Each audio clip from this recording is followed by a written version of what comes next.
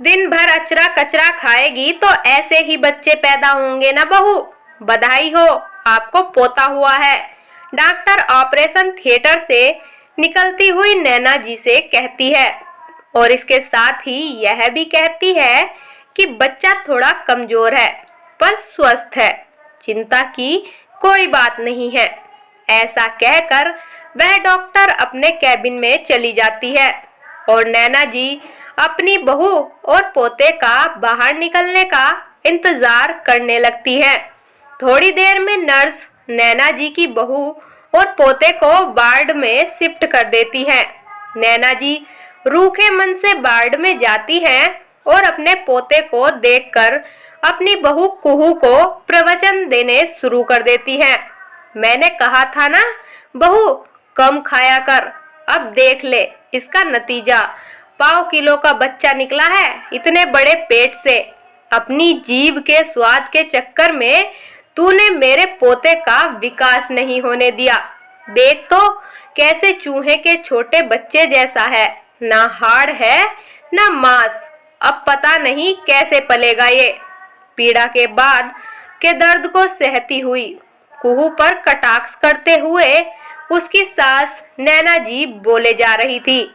ऐसी नाजुक घड़ी में कुहू को नैना जी की जली कटी बातें बहुत चुभती हैं और उसकी आंखों के कोर गीले हो जाते हैं, पर उसे ऐसी हालत में कुछ भी बोलना सही नहीं लगता।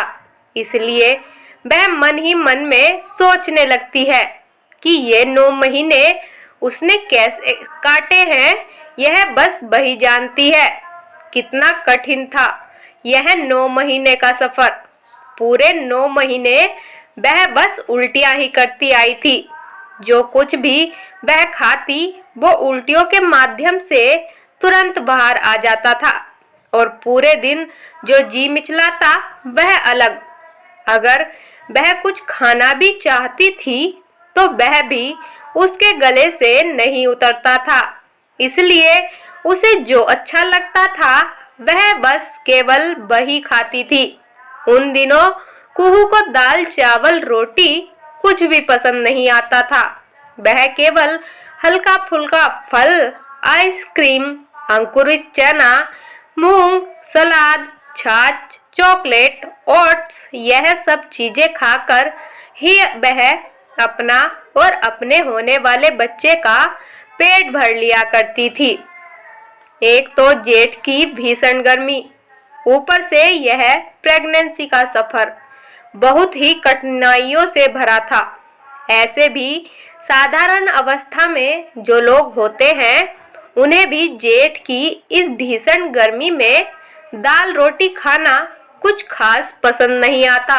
फिर कुहू तो पेट से थी तो उसके लिए तो यह और भी कठिनाई भरा समय था और इस चक्कर में वह कभी कभी बड़े बड़े तरबूज भी एक बार में ही खा जाती थी, तो कभी भारी प्लेट सलाद, तो कभी आइसक्रीम का पूरा पैकेट एक ही बार में खा लेती थी, जिसे देखकर नैना जी पूरी तरह से चिढ़ जाती और कुहू को ताने देने शुरू कर देती थी। अरे मैंने भी बच्चे जने हैं बहू, पर इतने नखरे नहीं थे मेरे। जो मिलता था वही खा लेती थी। और हाँ, तेरी दादी सास जरा सा खाना देती थी, फिर भी बच्चे 3-4 किलो के ही होते थे। तेरे जैसे नहीं कि इतना खा लिया और बच्चे को दबा दिया।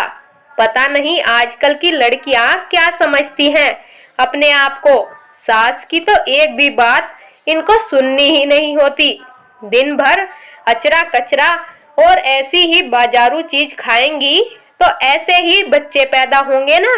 नैना जी कुहू को खरी खोटी सुना ही रही थी कि इतने में ही कुहू के ससुर मुकेश जी वहां आ जाते हैं और नैना जी को टोकते हुए कहते हैं, अरे नैना जी, लगता है आप अपना समय भूल गई, इसलिए बहू को इतनी खरी खोटी सुना रही हैं।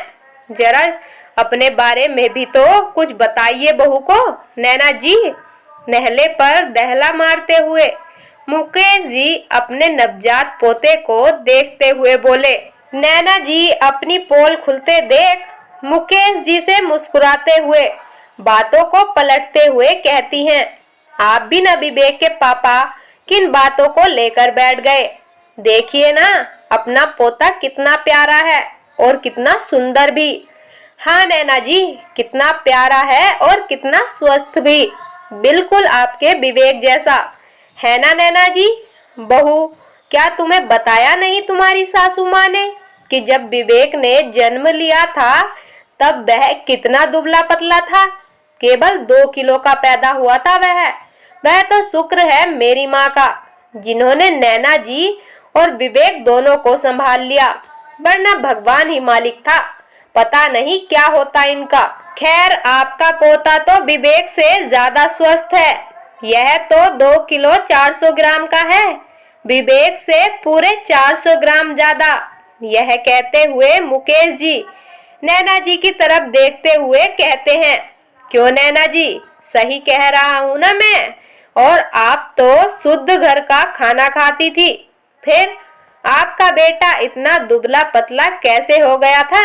मुकेश जी की बातें नैना जी को अपनी खुद की नजरों में दोषी बनाने के लिए काफी थी, इसलिए नैना जी कुहू से नजर बचाते हुए अपने पोते को संभालने में व्यस्त हो जाती हैं और कुहू अपने ससुर जी की बातों को सुनकर और उन्हें अपनी साइड लेते हुए देखकर अपने चेहरे पर मुस्कुराहट आने से नहीं रोक पाती है।